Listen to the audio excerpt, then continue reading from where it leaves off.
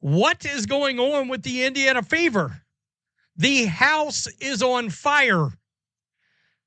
They are running damage control at an epic level, and now they are pulling media access from people that have directly covered the team on the beat. What is actually going on with the Indiana Fever right now? Because from where I'm sitting, this organization looks like it's in complete damage control mode. The situation has escalated to the point where they're now revoking media credentials from reporters who have been covering the team directly. That's a huge deal, and it's something fans should be paying attention to. Welcome back to WNBA, the home of unfiltered sports commentary. If you've watched this channel for any length of time, then you already know that my relationship with mainstream sports media has never been great. In fact, it's probably worse than that. Many people in traditional sports media have disliked what we do ever since we really started gaining traction back in 2020. But honestly, I wear that criticism proudly because we don't play by the same rules. We don't depend on access, and we're not interested in acting like public relations representatives for teams. I've never hidden my dislike for much of modern sports media, but I also believe in being fair. I believe in calling things exactly as I see them, and what I'm seeing right now with the Indiana Fever is forcing me to defend a reporter, even though that's not usually a position I find myself in. Let's talk about Scott Agness. Whether you personally like him or not is irrelevant. The reality is that he's one of the few reporters who has consistently covered this team and broken legitimate information when others were reluctant to do so. Last season, when questions were being raised about injuries behind the scenes, Agness was one of the people reporting what was actually happening. Meanwhile, many others covering the team seemed far more interested in protecting the organization's messaging. At the time, many people acted as though there was nothing worth discussing. Fans were essentially told to move along and stop asking questions. But eventually, we learned that Caitlin Clark was, in fact, dealing with injury issues that were not being fully communicated to the public. The Fever continued using the day-to-day label, while fans were spending their hard-earned money on tickets and merchandise, believing Clark could return at any moment. Every update seemed to suggest she might be back soon. Yet, that expected return kept getting pushed further and further down the road. Instead of clarity, fans got uncertainty. Clark ultimately missed significant time, and Agness was among the reporters trying to provide additional context. He also accurately reported details regarding Aaliyah Boston's injury situation when the organization wasn't exactly eager to discuss it publicly. Looking back now, it almost feels like his willingness to pursue uncomfortable truths eventually made him a target. Genuinely hate this decision by the Indiana Fever organization. The move creates the impression that the franchise wants complete control over the narrative surrounding the team. That's not a good look for any professional sports organization, especially one that is receiving more attention than ever before. After his credentials were revoked, Agness released a detailed explanation to his readers. He wanted people to understand what happened, why he stands behind his reporting, and what the future might look like moving forward. According to Agness, the Fever's public relations department informed him through email that his credentialed access had been revoked. The reason given was what the organization described as the spread of inaccurate and unsubstantiated information. Specifically, they pointed to reporting related to Caitlin Clark being ruled out before a game against Portland. Fever representatives reportedly spoke with him before the game and expressed their belief that the information was incorrect. However, beyond that brief exchange, there was no significant discussion and no formal process before the organization ultimately revoked his access. Agness responded by making it very clear that he stands behind both his reporting and the intentions behind it. He explained that many readers subscribe specifically for his fever coverage, which made transparency incredibly important. Honestly, I respect that. The reporting wasn't hidden behind a paywall. It wasn't restricted to a small audience. Anyone interested in understanding the situation could read it. Agness stated that the information came from a trusted source and that he updated the story before tip-off to include comments from head coach Stephanie White. When you actually examine the reporting itself, the controversy becomes even more confusing. The article noted that Clark was present at practice but did not fully participate. Stephanie White explained that Clark received treatment and completed individual work after practice. Agness also reported that there was no new structural injury and no major cause for concern. White herself reinforced that message by stating that Clark was healthy. She explained that the team simply wanted to give her back, issue enough time to improve before returning to action.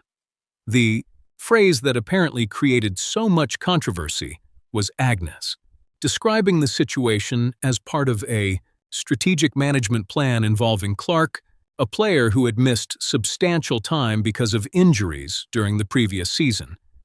He later clarified that he was not attempting to suggest traditional load management. Instead, he was describing a precautionary approach based on her recent injury history and the physical demands she had experienced. Now, let me be completely honest. When I hear the phrase strategic management plan, my first thought is absolutely load management. That's exactly how I interpreted it when we originally discussed the story, and I suspect many basketball fans interpreted it the same way. The wording naturally points people in that direction, but here's the critical question. Should a reasonable interpretation of a phrase result in a veteran reporter losing his credentials? Absolutely not. Even if the organization disliked the wording, revoking access feels like a massive overreaction. It feels less like accountability and more like punishment. Agness also included important context that many people conveniently overlook.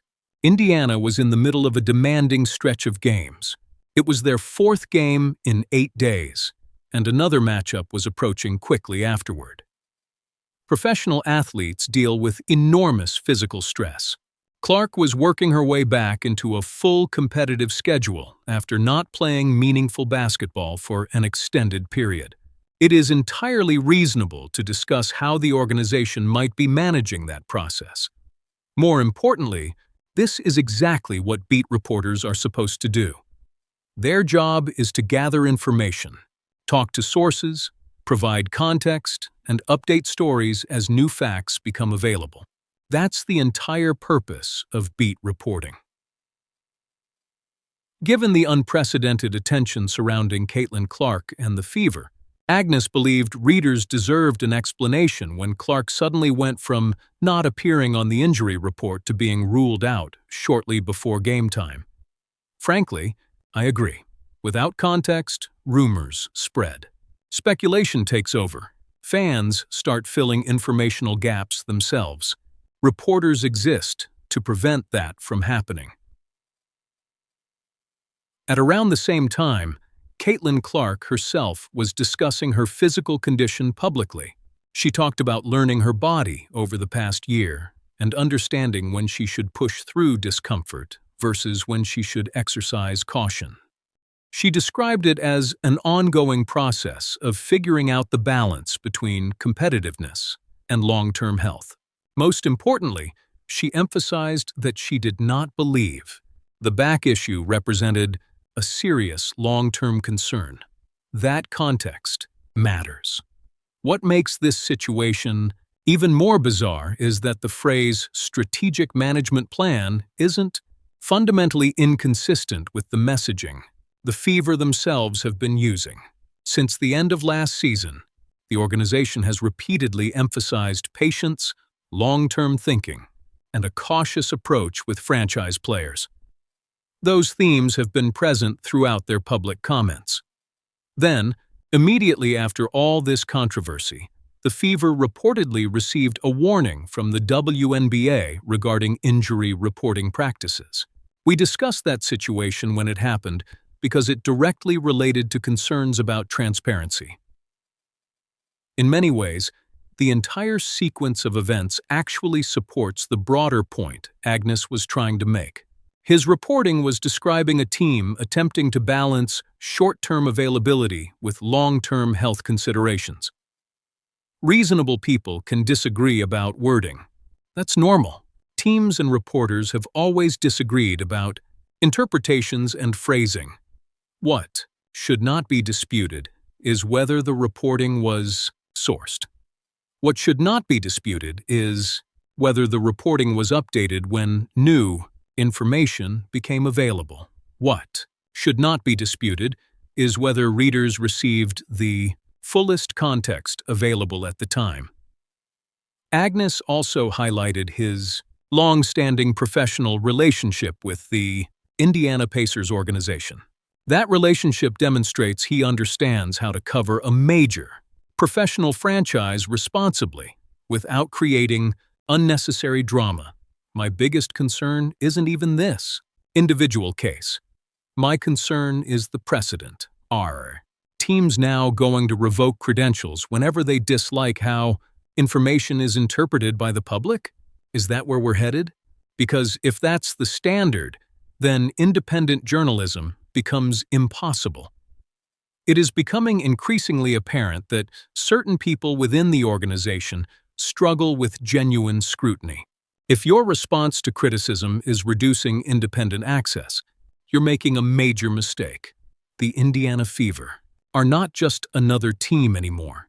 They are the most talked about team in the league. They are one of the biggest stories in all of sports.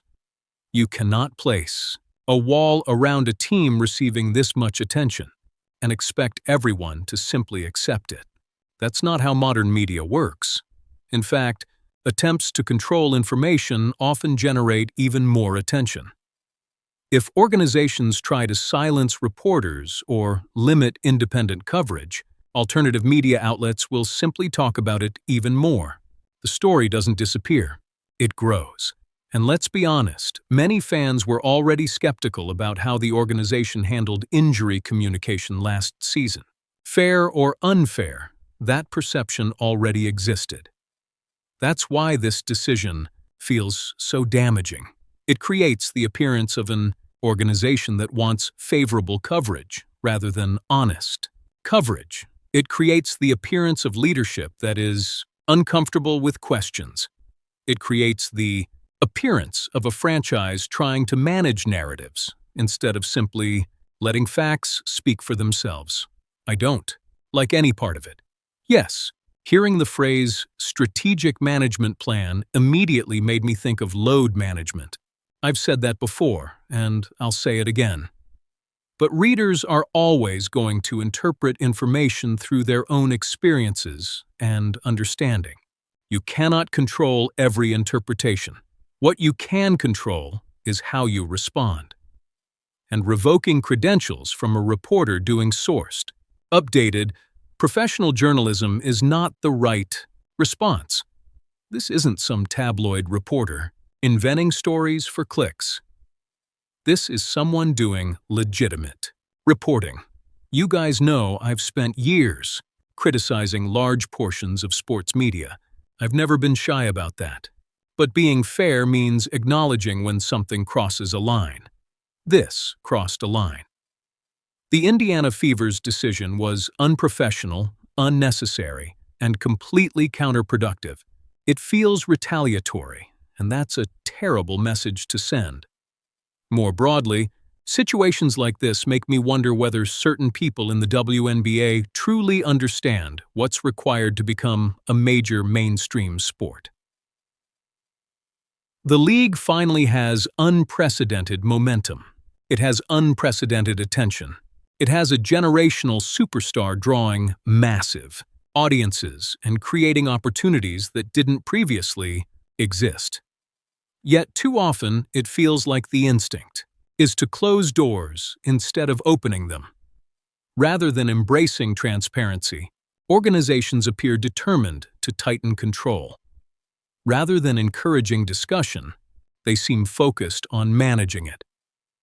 That's not how growth happens. Fans want information. Fans want honesty. Fans want access. Trying to limit those things only creates more skepticism. I'm genuinely curious to hear your thoughts because I know many people will be surprised to see me defending a mainstream reporter in a situation like this.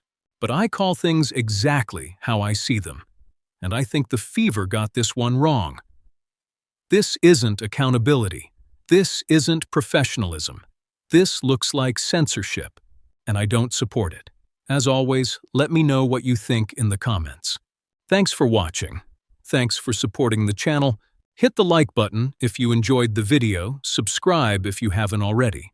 And I'll see you next time right here on WNBA for more unfiltered sports truth.